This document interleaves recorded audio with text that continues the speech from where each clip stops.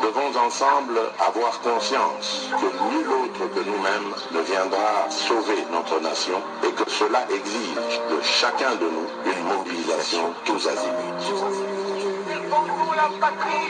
Peuple congolais, il est temps de nous lever, de nous serrer les coudes et d'agir pour défendre notre patrie, notre intégrité territoriale et l'intangibilité de nos frontières.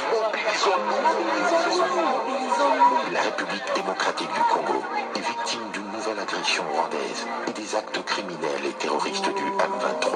Et moi, ils n'ont besoin que de notre encouragement. Dire simplement allez-y FARDC leur suffit comme encensement et force d'aller en avant. Allez-y FARDC, Bendele et Koyate.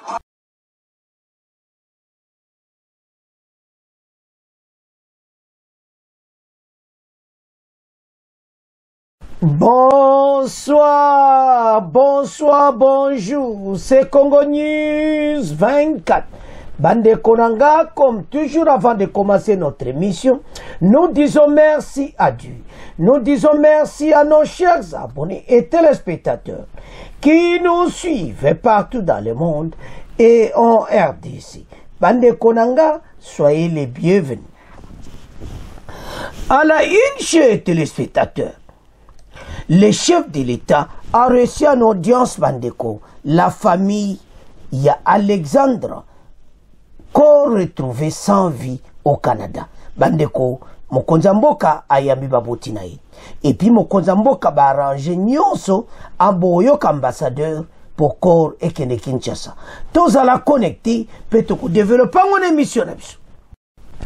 Deuxième point, chers téléspectateurs, RDC élu membre du Conseil des droits de l'homme de l'ONU suivait les réactions. Bogoyoka Bandeko, Obalubake Yindi, Kagame Komo Kwanzamutu, Maëlle Sili, Biso na kati ya droits de l'homme. Vote salami wapi na New York, na Conseil de sécurité. Match za Mobulu. Alors, tous à la connecter, peut-être développer une émission. Troisième point, chers téléspectateurs, Sadek FARDC Burundi se prépare pour assaut final contre RDF M23 parce qu'à Kora Luanda, ils sont sûreté. Kagame a bébissima Kamunyos. Alors, Banamboka, tous à la connecter, peut-être développer une émission pour se préparer comment déloger RDF M23 parce que Thérèse Kikwamba a bébissima vérité Nyos. Tous à la connecter. Chers téléspectateurs, émission Nabse Bandi et commettant sur l'ensemble Massoulé Amboka. Bande Kotoko ban émission Nabse Tokene directement na Canada et puis Kinshasa et pas Wapi, le chef de l'État Ayamba Kiba famille, il y a Alexandra, la jeune fille de 21 ans, au Azaki, le corps est retrouvé sans vie na Trois-Rivières na Canada. Alors Bayambaki Babotinaï Fachiazo s'est préparé commandé ni bimboane ko kende Kinshasa. Alors ndeto loba awa l'ambassadeur na biso na Canada a que sur place ko kutana na police ko kutana na place oyo ba retrouver corps. Alors bogoyo ambassadeur tout est bien préparé. Alexandra Bakonzi Bakuyamba et Bembewana parce que za kamoko et sali passi la jeune étudiante au Canada bande koza mawa. Alors ambassade bazo salaba démarche nyonso ndeto loba awa tout est bien préparé pour corps et que Kinshasa to tiela bino boyoka ba vérité parce que il loba mi peu ba version belé. Alors banamboka tous à la connecter parce que to landa to tanga bon to comprendre. Rencontre Fachi et la famille Alexandre qu'on retrouvé sans vie au Canada. L'étudiante congolaise Alexandra Martine Dingo Lumbai s'inscrit à l'Université du Québec, a été retrouvée sans vie dans une rivière sur l'île Saint-Quentin à Trois-Rivières ce mardi. Bandeko Ezamawa. 8 octobre, elle a été portée disparue depuis le 2 octobre dernier. Selon certaines sources, la police canadienne avait concentré ses recherches sur le secteur de l'île Saint-Quentin où elle avait été vue pour la dernière fois grâce aux images des caméras de surveillance. C'est finalement un pêcheur qui a découvert son corps inerte dans l'eau. Dans une vidéo postée sur les réseaux sociaux ce mardi, une femme identifiée comme la mère d'Alexandra est apparue en larmes sur le lieu de la découverte, entourée par des membres de la communauté congolaise. Auparavant, le lundi 7 octobre, la police avait retrouvé une chaussure sur un sentier reliant un stationnement auberge. Celle-ci pourrait être l'objet d'une analyse ADN pour déterminer si elle appartenait à Alexandre. Au moment de sa disparition, Alexandre Lumbai était vêtu de vêtements foncés et portait un sac à bandoulier blanc, selon les images provenant des caméras de surveillance. Depuis le 2 octobre, de nombreux appels à l'aide avaient été lancés sur les réseaux sociaux pour retrouver Alexandre.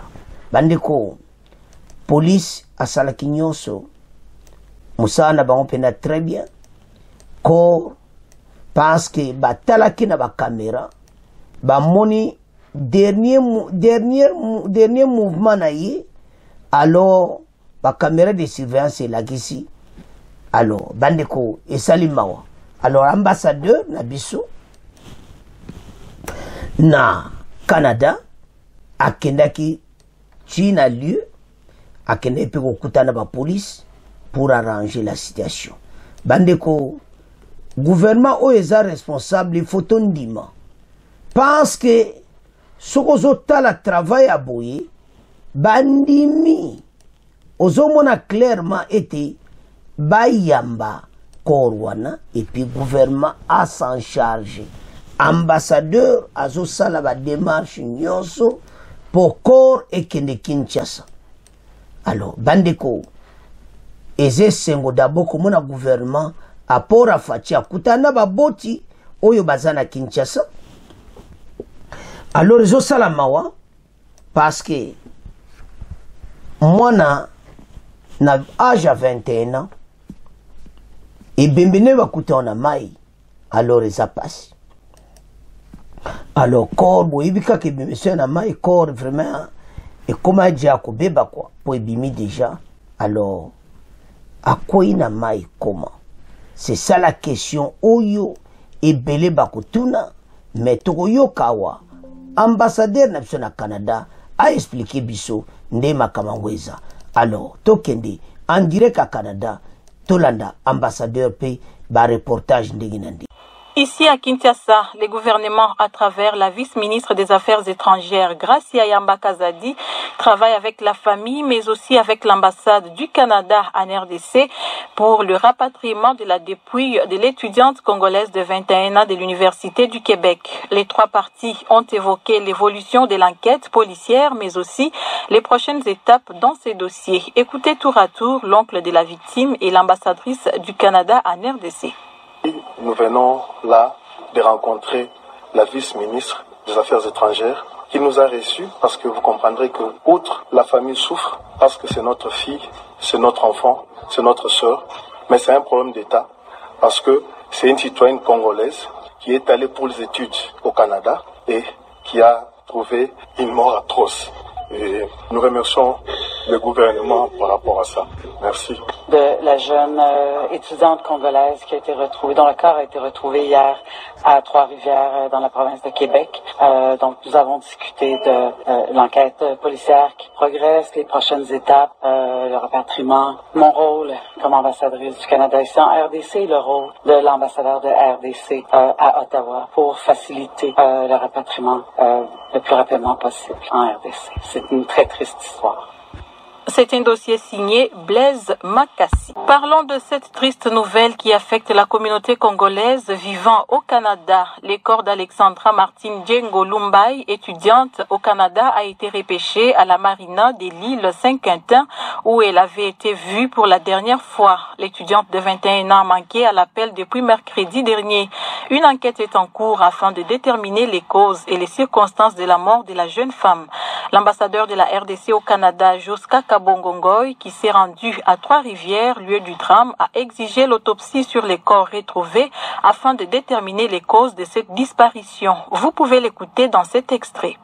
C'est avec une grande tristesse que je suis venu ici pour constater personnellement ce qui s'était passé, et constater personnellement l'endroit où notre fille a trouvé la mort. Nous allons demander une autopsie pour avoir vraiment les cœurs nets des circonstances de ces décès. Donc l'ambassade est prête même pour payer cette autopsie. Donc dès que nous quittons ici, nous allons nous diriger vers la mairie.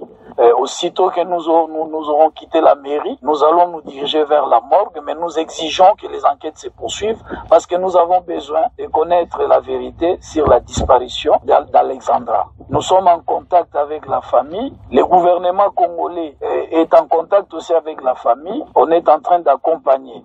Je voudrais vous dire à tous les étudiants, soyez rassurés que l'ambassade ne saura jamais vous abandonner. Chers téléspectateurs, Tolandi Bissognon, ce qui ambassadeur ndenge expliqué, était albazo sala nyonso pour corps oyo ekende Kinshasa. Bandeko Tolandi mena vérité, marge boyoka ki ba version ndenge na ndenge, awa okozwa toujours vraie information. Alors bakuti pêcheur ntamona ki bembe wana, selon ba source na Canada. Alors, police yemo a retrouvé sur lieu déjà moko na ba recherche kaka ba yeba ekezaye côté wana parce que batal na ba caméra de surveillance ba mona que dernier mouvement na ye ezaki côté kuna na Trois-Rivières. Alors, pêcheur moko amoni ebembe eza côté pa eza pasi pemawa.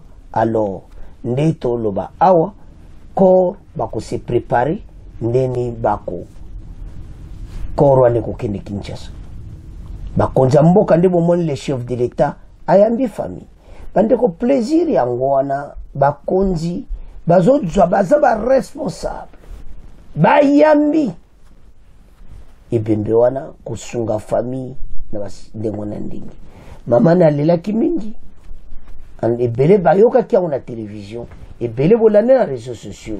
Alors bandeko maintenant ezana maboko ya gouvernement ya République démocratique du Congo tometung sama mingi te pona ko kende bembe ba dépense nyonso gouvernement ko supporter. Alors chers téléspectateurs et l'autre lingaka yango gouvernement est la responsable poto yeba ete toza subane tikiti mais kala toza yibane tikiti ndemba kamwe sami boy bato azobunda na ba cotisation ya marque na marque po ebembe kene Kinshasa facha lobi masoleza na maboka biso moko ebembe zoki Kinshasa. Alors ba condoléances oyo ka plus attristé a famille Alexandra spécialement na mama na ye oyo ezo sali pasi mingi. Alors totika on a bino to moke na deuxième point. Deuxième point bandeko eza bonne nouvelle pour la RDC. Na si Kagame le azo piqué ba crise. Donc oyo kaka son bandeko conseil de sécurité donc ezaki na Nations Unies na New York alors que droit de l'homme est à Genève mais vote ezalaki na New York alors ba nommer la RDC comme membre au conseil des droits de l'homme monde nyingani parce que Kagame azo sala ngona mboka na biso impunité kosala makama bedon respect droit de l'homme ate 123 zo bomandenga lingi bazo salo nyonso ba violer tout ça et maintenant biso na kati ya masulu tozo kena Kagame oka koto ke na yi akora loande zo kufa nde tozo loba to loba yango mais tozo na poisuka match za mobulu donc tozo mona pena fin ya akora Luanda na bango me mindele basutuki match baby mais toujours na point. Alors Fatina kati ya conseil à droit de l'homme la RDC représentée maintenant etika le siège moko na conseil de sécurité membre permanent 2 pays africains et faut bakota toujours salawan oyo déjà zo l'axe déjà qui ndenge to continue na droit de l'homme na Genève ndempe to kota na New York to va na mesa parce que pourquoi na zolo babongo parce que vote salami na kata New York et c'est ngwa ndenge wana bona ero bandoki ya Kongo miteme beta bou bou tala botika motema mabe boya okufa bosali ba AVC alors que eza nango kaka mosala bokoyoka kusema. La diplomatie congolaise, la diplomatie du chef de l'État abundi pona yango a réussir pe match betami kitoko bala likolo. Rwanda tchétché bakal na Uganda ba meki tous les kal na bango ba meko sola na batu na bango ya Occident batu muse simbiti bota la record combien de voix match eza mobulu meto tanga to yoka la victoire pe to landango de prebandeko passe etikali na histoire. Donc toke na vitesse de croisière moko na makambo oyo o baloba ke inda kaka EDC est membre au Conseil des droits de l'homme de l'ONU. Tina Salama après ce rapport après tokoya na ba réaction tokoyoka yango. La République démocratique du Congo a été élu mercredi 9 octobre à New York, membre du Conseil des droits de l'homme des Nations Unies, mandat 2025-2027, avec 172 voix sur 190. Cette élection représente une avancée diplomatique majeure, couronnant les efforts continus du président Félix Tshisekedi. Pour instaurer un véritable état de droit, l'élection d'un pays dans une instance internationale est un baromètre clé de la confiance des partenaires mondiaux.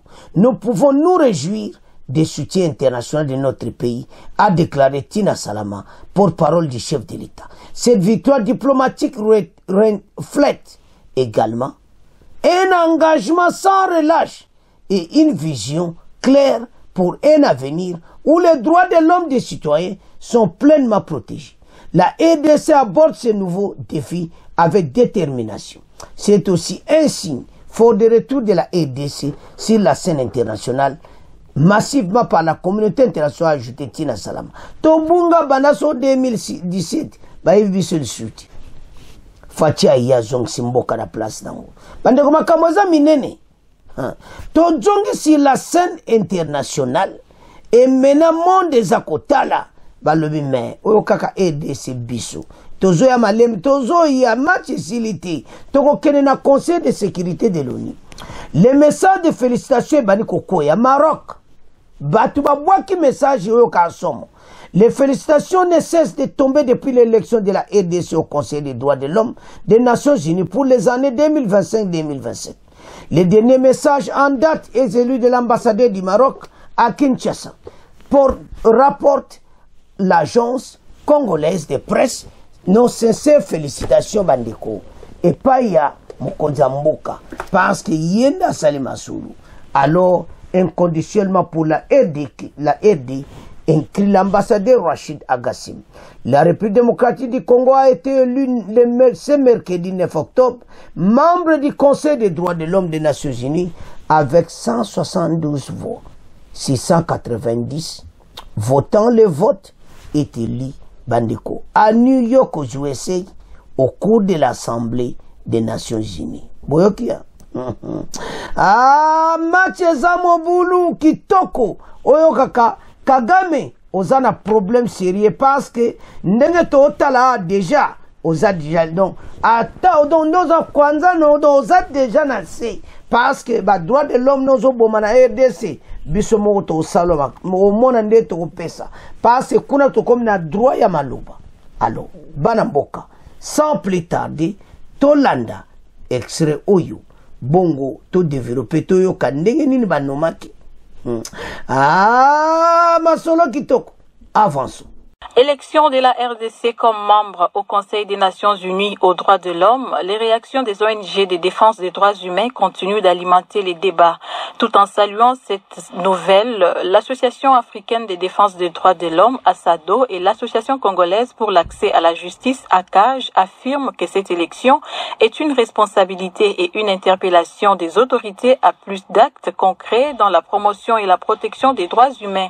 Par contre, la Fondation Bill Clinton pour la paix s'est dit déçue de cette élection et reste sceptique quant à l'amélioration par les autorités congolaises de la situation des droits de l'homme au pays. Grâce à Mzati. Pour Jean-Claude Katende, le président de la ZADO, il est temps que la RDC fournisse un effort d'être un pays modèle en matière des droits de l'homme. C'est aussi une responsabilité pour le peuple congolais parce que maintenant, nous avons une corde par laquelle nous tenons le régime du président Tshisekedi pour lui rappeler ses obligations nationales et internationales en matière de droits de l'homme. Et je pense que c'est une opportunité pour le pays de faire un pas dans la bonne direction en libérant les personnes qui sont aujourd'hui en détention ou qui ont été condamnées injustement pour démontrer que cet engagement a de l'impact direct sur la situation de droits de l'homme dans notre pays. De son côté, Emmanuel Collet de la Fondation Bill Clinton pour la paix pense qu'avec le tableau sombre de la situation des droits de l'homme au pays, cette élection de la RDC ne rassure pas. Nous avons des cachots clandestins, nous avons des lanternes judiciaires, nous avons d'enlèvement, alors que l'enlèvement constitue un crime. Et nous avons les constitutions, mais qui ne sont pas respectées. Si peut-être il peut profiter de cette élection pour arranger les choses, tant bien, mais j'espère pas de quelque chose de bon. Rappelons que le Conseil des droits de l'homme basé à Genève est composé de 47 États membres, dont désormais la RDC, élue pour un mandat allant de 2025 à 2027. Une bonne nouvelle pour la RDC. Lors de son dernier discours à l'Assemblée générale de l'ONU, le président de la République avait démontré l'importance de la RDC d'occuper justement ce siège. Est-ce qu'on peut dire que la diplomatie agissante du président de la République a porté ses fruits ? Le résultat du vote qui s'est déroulé ce soir à l'Assemblée générale des Nations Unies est la consécration justement de ces combats que le président de la République a menés dans les couloirs des Nations Unies à New York. Un combat qui avait commencé au plan continental. On se rappellera que la candidature de la République démocratique du Congo avait d'abord été validée au niveau sous-régional avant qu'elle ne soit entérinée par l'Union africaine. Et puis ce résultat qui vient consacrer justement le respect et de la République démocratique du Congo qui retrouve sa place au sein des Nations Unies. Donc c'est une grande victoire politique et diplomatique à la fois pour le président de la République Félix-Antoine Tshisekedi Tshilombo.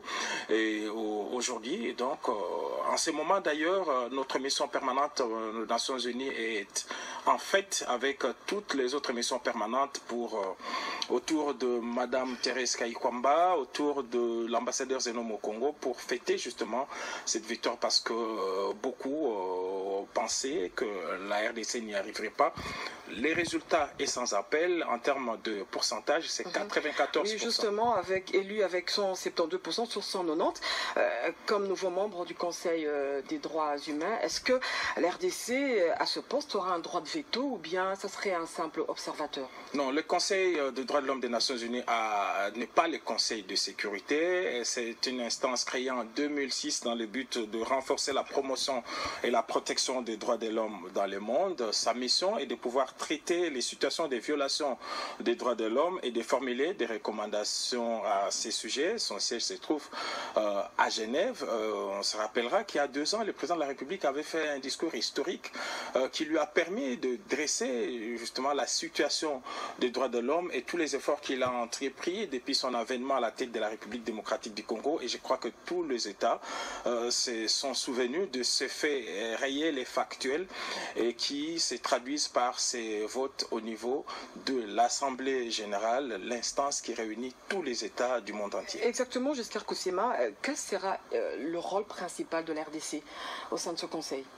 Mais nous venons de le dire, c'est de pouvoir renforcer la promotion et la protection des droits de l'homme à travers le monde, et la République démocratique du Congo, aux côtés des autres 18 États qui viennent d'être élus aujourd'hui, et de 47, qui est le total justement de tous ces États qui vont siéger à Genève, de pouvoir, chaque fois qu'il y a des situations de droits de l'homme à travers le monde, la RDC va donc siéger et donner des recommandations, formuler des recommandations à ces sujets. Voilà, vous avez un dernier mot? Oui, les derniers mots, c'est de dire qu'aujourd'hui, avec le président de la République, Félix-Antoine Tshisekedi Tshilombo, la RDC est en train de retrouver sa place. On rappelle tous les efforts entrepris par lui et tous les résultats qu'il a engagés. Aujourd'hui, au niveau de l'Union africaine, non seulement le chef de l'État lui-même a présidé cette institution, mais il y a aussi notre compatriote qui est au niveau de la plus grande structure de santé de l'Union africaine. Il y a d'autres Congolais un peu partout. Et aujourd'hui, la consécration de la RDC, ce n'est pas fini. Aujourd'hui, la RDC est en droit, maintenant, compte tenu de son rôle stratégique, de pouvoir poursuivre ses ambitions, parce qu'il y a encore un autre combat que le président va certainement porter, c'est sur la participation de la RDC parmi les deux membres africains qui devraient entrer au niveau du Conseil de sécurité. C'est là où justement il y a les droits de veto que vous aviez évoqués, mais c'est encore un combat, un processus, mais la RDC est en droit, est un candidat sérieux pour ce poste, pourquoi pas. Voilà, Giscard Koussema, merci. Je rappelle que vous êtes directeur adjoint de la presse présidentielle. Merci d'avoir accepté notre invitation et de commenter avec nous cette actualité. Merci, madame.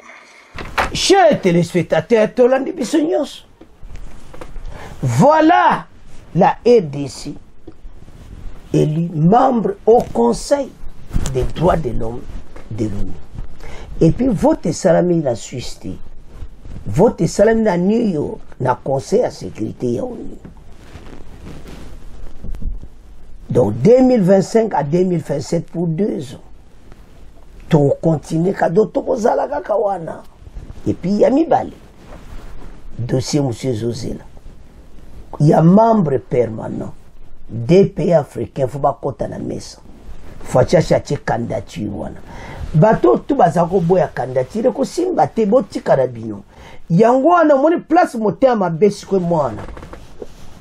Ba Congolais belé. Oyo balingaka do c'est-à-dire pona bango ko batala ka fachi président de on botala mboka bandi bobosa na président Félix botala mboka nazo conseiller bino mbalambala yako keina yela RDC ko tikala membre permanent toza partout ce que to supporter maintenant le kola bo du échec na droit de l'homme botika maintenant bo supporter ya membre du conseil de sécurité parce que kune pas makambo zo katama makamuna biso za mingi kuna tala ba dossier to bunda na mo à l'est mais na conseil ya uniso biso mo to zawana tala Kagame zo kamwa RDC na kati ya droit de l'homme to qu'est-ce qu'on a membre permanent o bazo kata wana pena Kagame ko souffrir to koma kuna boko mona pasi obolika RDC avec la diplomatie mo konza mboka to landi kusema alobi ke fachi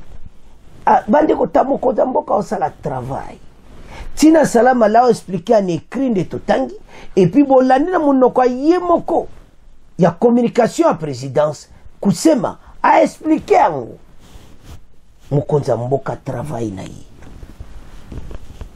yango to ebete diplomatie lobaka makambo nde tokena bato bazo sakana kana biso toko koma na suka na bango. On va en finir na bango proprement et puis mboka oyo to récupérer ngo pena mobimba. Bandeko et ça exploit. Exploit moko total. Donc oyo congolais nyon se fa kumisa. Soko kumisite to ebita. Soko za wapi? Oza congolais. Olingi mboka oyo ubie koma. Bande ko droit de l'homme tozana kati ya conseil. Tolandi vraiment expliquer très bien. Makambo ebele mboka na biso zonga kisima parce que bato bazai ko diriger mboka liboso batie mboka na ghetto. Mena to bini. Partout tout ça. On parle de la RDC maintenant. Mais pas liboso. Yango bandeko. To yeka mpiko. O ezaka le début. Juste ko récupérer est nyonso. Beaucoup mona ndenge makambo ko kende. Alors, bana mboka, situation tozala ngo maintenant. Mokile comme kotala. Le kola va voter le droit de l'homme, donc ils ont l'accès carrément parce que côté va voter. Vous avez une exception à membre permanent. tozaki na 2 candidatures. Maintenant na membre permanent bako voter kalati. Alors RDC akokoma pe membre permanent tozana espoir. Toko réussir na makambo ebele place bakata ka makambo. Injustice au basali RDC to souffrir. Alors diplomatie mokoza mboka en tout cas ermo foto ndima. Côté wana a travailler bena. Alors wana to tiki bino droit de l'homme tozana kati. To komo kende na point na biso oya suka. Bande kona point oyo eza pena dossier monene. Luanda ekomi nango sussurte. Et maintenant SADC, Burundi, na FARDC basali alliance mo kitoko bal polele. Que tubazo se préparer les 3 armées pour déloger par M23. Ya ontina bazo sa Kagame abimisa batu na yi. Conseil de sécurité bayebiete tala bayebete ba jeno bakobimati. Mais pour où melati, il faut Kagame abimana batu na yi. Mais Kagame soka abimina batu na yi, ça va éclater. Donc c'est le moment à Yoka. Le président Rwanda comme un problème sérieux. Même bateau va supporter que l'Occident va comme na suka. Ndeni président Facha même makambo oyo. Bandeko Facha sala erreur na makambo ya ba EAC. Mais akoro yo ate erreur ezati. Ezati. Ayebisaki Kagame kena kosie na bango te bande boyoka Thérèse bamusu basi bayoka ki Thérèse ki kwamba boyoka ba réaction musu na radio na biso de la situation qui est là. Kagame aliko signé retrait ya armée rwandaise ti. Yani bayoka oya loba bite signé awake soki na bimisi bango te na kojo etumbu. Signé aboko signé. Au monde basukisi parce que ya solo bana monoko voilà ya ibaka tokena loyenge wana. Les erreurs du passé Kagame oyebi sufachiti aza sufachi oyebaki wana ti. A comme une expérience makasi. Alors Thérèse qui combat a lobeli ba on a kata conseil de sécurité. Parce que Rwanda les gars qui a le biso to bloqué. Mais yo ba le bimisa ba soda na yo. Ba le bezo kufa désengagement des forces négatives. Ya jwa armée na ye abimisa ba on a RDC Kagame komi baba. Oh zela mais signé akokati babia oyiti. Azo boya ko signé po ayebi ke azo sala ba aventure. Ba yebisi a signé ba yebisi pena ba condition ndenge ko salama. Soko signé saleli yango te talande ko sala tande ko za Kagame oh atali gauche atali droite atali nan USA kuna pe Biden soit ko bimobia ko bimata atali koto Macron pas comme na gada trouble pas se va reverser partout Kagame atalo zalantura bino situation mo boulot nga ko signer photo zela donc c'est-à-dire abo ko signer a comme kaka na option moko ajo ba soutenir physiquement ba mona bazokini. Parce que bakondi mato ya lobby. Donc découragement moko total. Kagame azo sala ba aventure ma komena suka. Totanga. Oyo kakakora Luande komi kota mobulu Tereski kwamba alobi. Totanga. Bandeko ezo sala mawa. So tala dossier. Au moins clairement que notre pays tous en a besoin de pays comme à un niveau mususu. Mais ba force oyo bateau nyonso baza contre RDC ezo salamawa. Yango tira tozo saba congolais était notre pays ezo sala tupo mboko ebima na kata gitu ba démarche ndenge na ndenge et puis toko avancer pona to gagner pena makambo oyo. C'est ça oyo ndenge makambo ekokende bandeko makambo eza kosakana ti toko avancer kitoko. Alors avançons.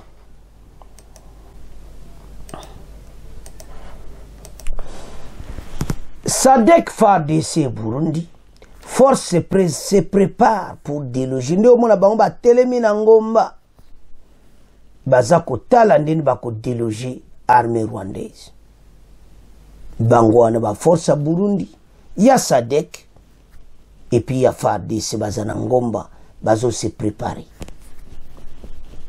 parce que Kagame et ses hommes citation ya Mobulu Kinshasa, qui croit toujours à la résolution de la crise par voie diplomatique, attend l'abandon du soutien de Kigali au M23 et le retrait des troupes rwandaises du territoire congolais.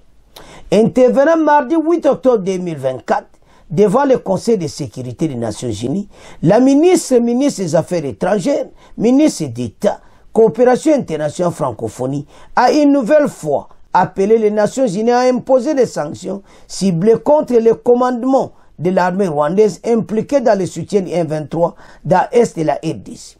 La République démocratique du Congo est une nation éprise de paix. Nous avons fait le choix du dialogue, le choix du multilatérisme et le choix du respect du droit international, mais sacrifié sur l'autel de l'inaction et l'impunité. Nous appelons ce Conseil à prendre des mesures fermes en imposant des sanctions ciblées contre les individus rwandais au sommet de la chaîne de commandement impliqués dans le soutien du M23, à placer les chefs de la diplomatie congolaise.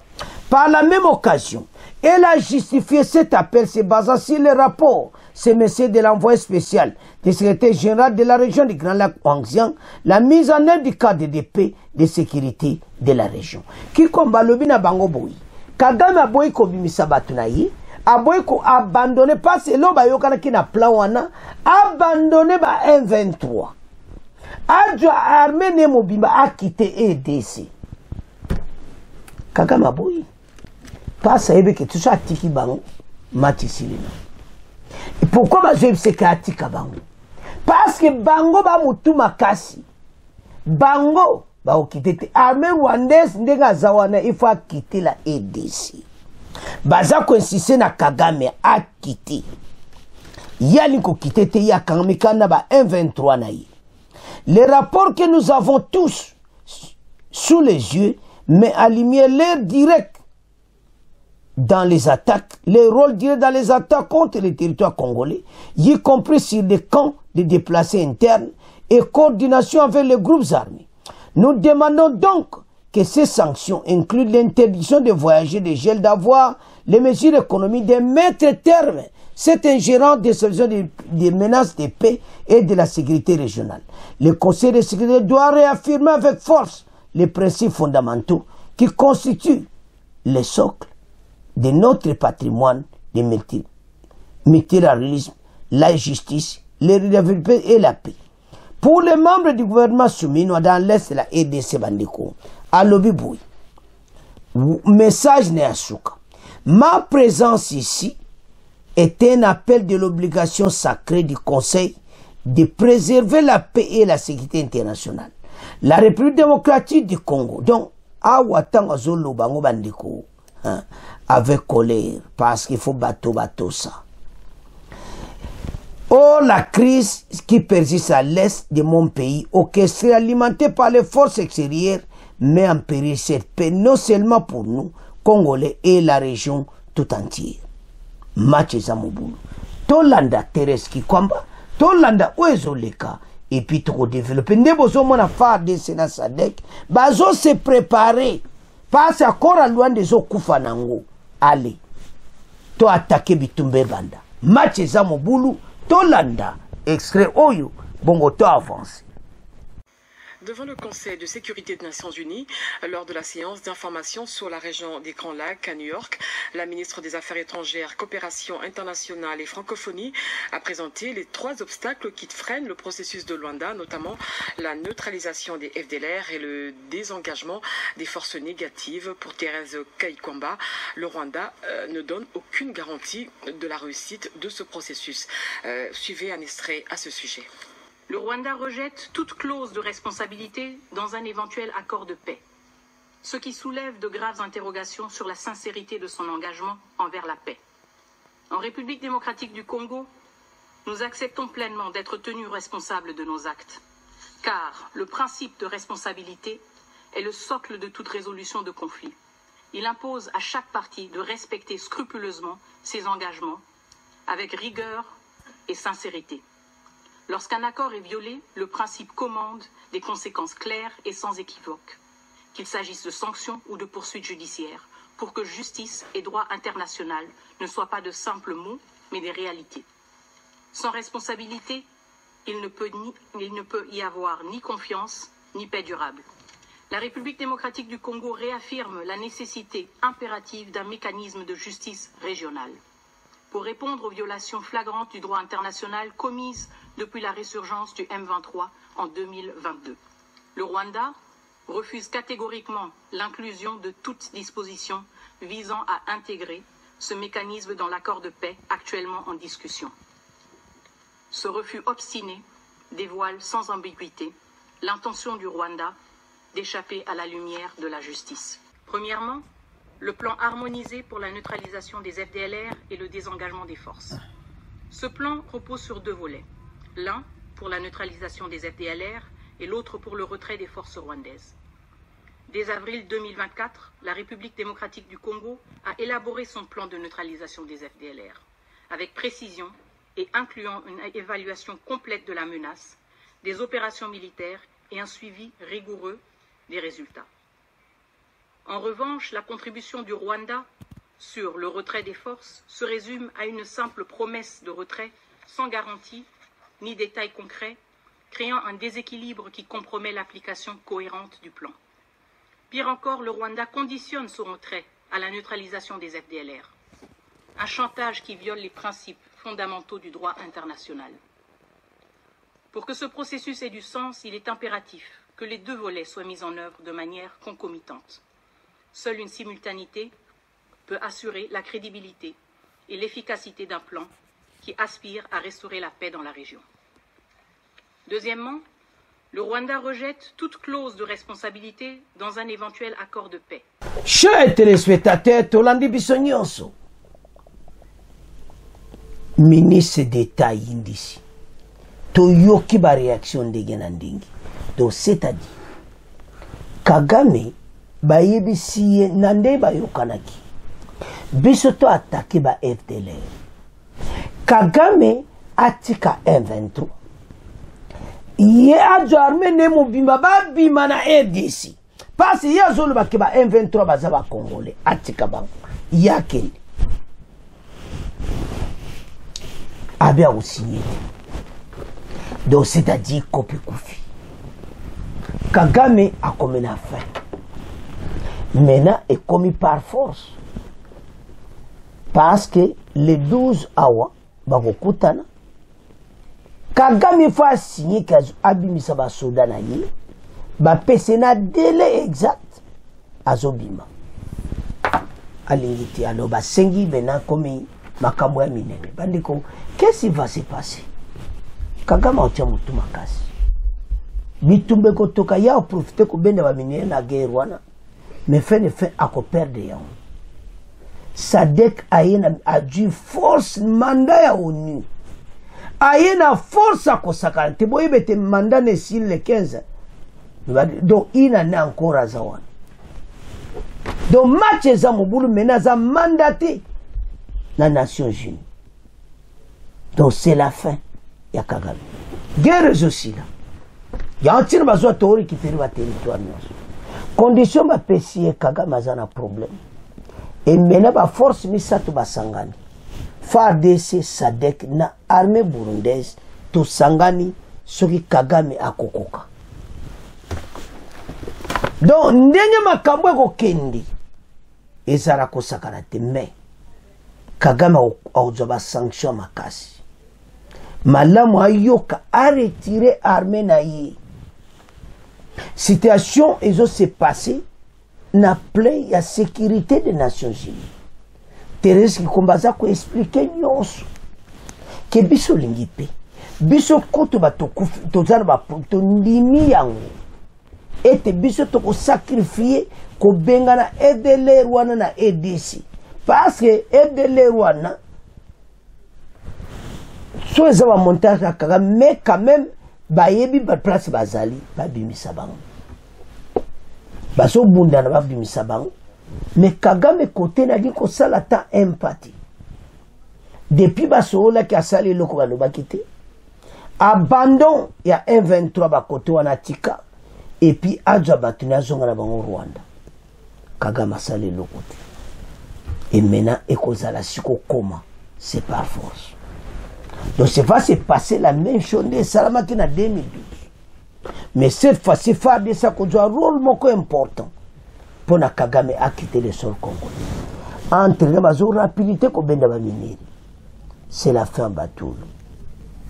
Le peuple congolais a na kimia na mboka na ye. Ba continuer à supporter l'armée. Ba frontière nyonso blindé. Ba konzi ba salatu. Ce qui est total, vous avez clairement été bitumba oyo bisoto zana victoire. Il y a entre ces Congolais qui pays na bisoto vivre une situation difficile. Combien de morts te perdent? Bakagame bacha mutuma kasi ma kokite. Yango mokoza mboka ndinga zo silisa gero batu bakobetele maboko. Nabo balinga kiti. Parce que na ndenge wa sali bande ko diplomatie abwe moto donc Kagame kokiti aboy ka keponge faut aboka mazolinga te azaka ko résister a résister ti wapi yango balobi bientôt la guerre va éclater. Kagame et ses hommes bazo quitter RDC par force. Toujours mon athée mes collègues a signé. Madame Thérèse Kikomba lui clairement comment Kagame aza kugumisa makamoto sito solaki. Mbelelero makamoto Cécile. Mais lui aza ko accuser sur makamano coûté paradis. Alors que biso za polele ton il n'y a rien. Et maintenant yé azwami aza ko coopérer na bateau nyonso. Ah non. Bandeko en tout cas na ndenge zokende yango tina armée na biso FARDC na SADC na armée Burundi bazo sangana ko préparer ndeni bako lancer offensive parce que Kagame azokoma na suka. Alors banamboka en tout cas tolandi donc ba américain ba supportaka bakomi pe na suka. Parce que Kagame a des ordres de Mawato. Alors, donc comme on a fait mission, vous continuez pour s'abonner massivement, vous partagez. Au revoir. À la prochaine.